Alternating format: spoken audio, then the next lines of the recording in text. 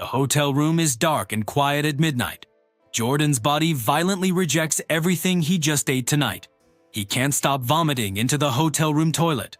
Sweat soaks through his shirt as waves of nausea hit. His trainer, Tim Grover, watches helplessly from the doorway tonight. In just 18 hours, Jordan is supposed to play basketball. The biggest game of the entire playoff series happens tomorrow. Right now, he can barely lift his head up. Everyone will later call this the flu game story forever. The heroic tale of Michael Jordan playing through sickness bravely.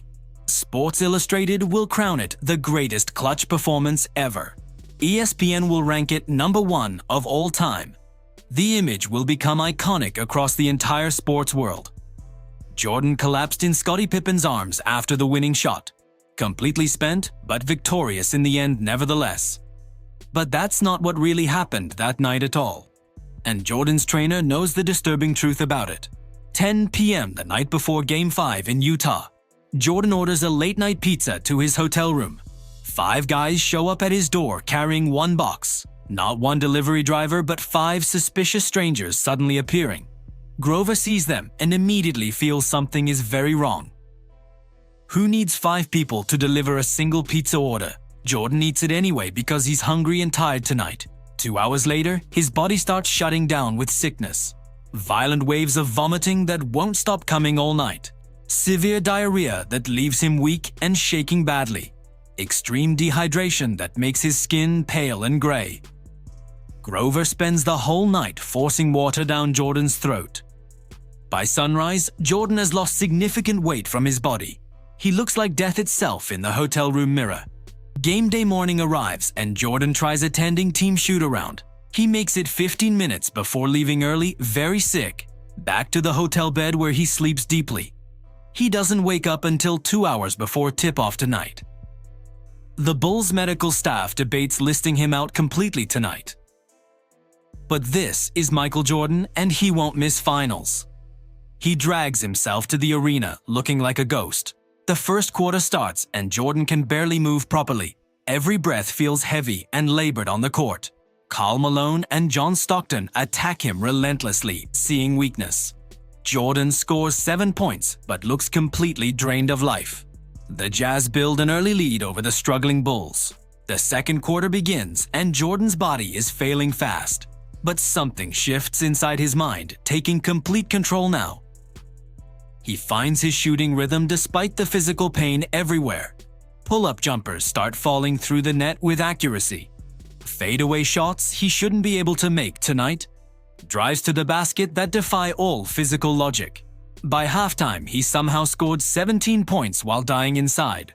The Bulls trail by only 4 points going into break.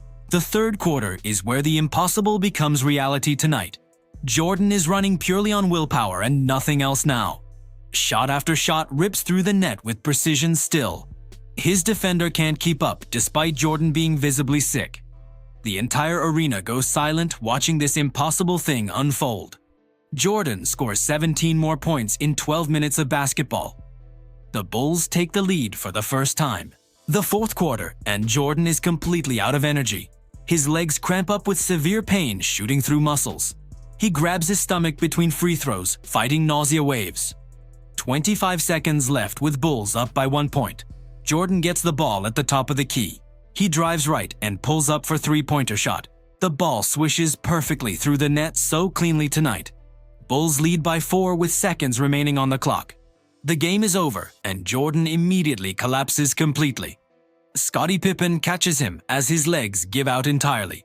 Unable to support his own body weight at all anymore. Final numbers show 38 points, 7 rebounds, 5 assists tonight. 3 steals in 44 minutes of playing time total. One of the greatest performances in basketball history ever witnessed. Bulls win 90-88 in a close battle. They take 3-2 series lead going back home.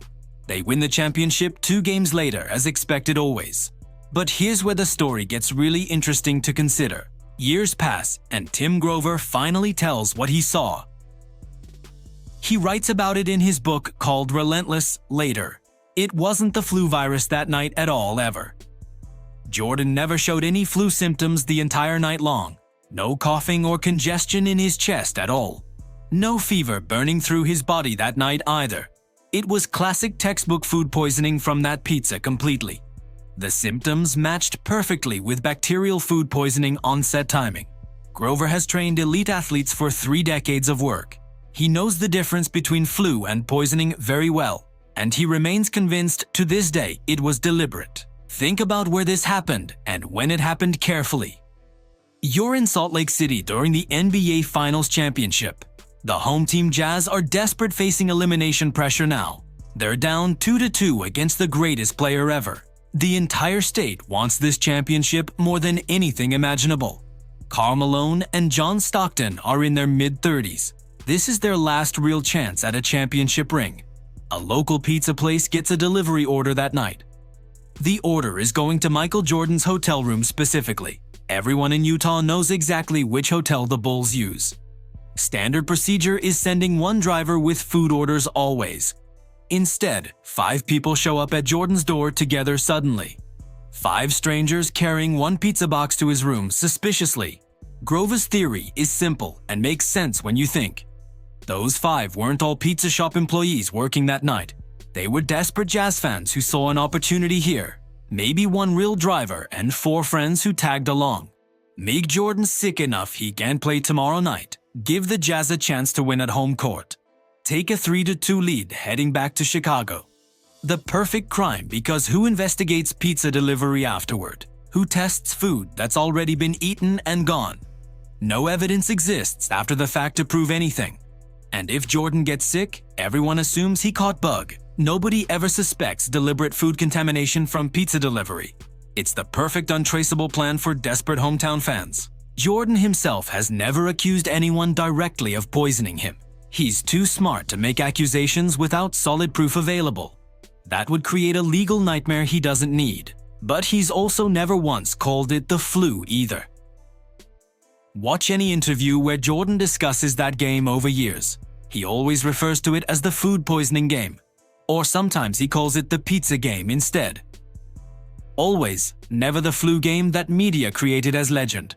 That's the media's story, not his personal story at all. Jordan knows what happened to his body that night intimately. He understands the difference between flu and food poisoning clearly. And he's been consistent, correcting the record for decades now, even though he won't directly accuse anyone of crime. The medical science backs up food poisoning completely over flu. Influenza develops gradually over 1 to 4 days slowly. You feel tired first, then fever develops over time. Then body aches appear and respiratory symptoms follow after.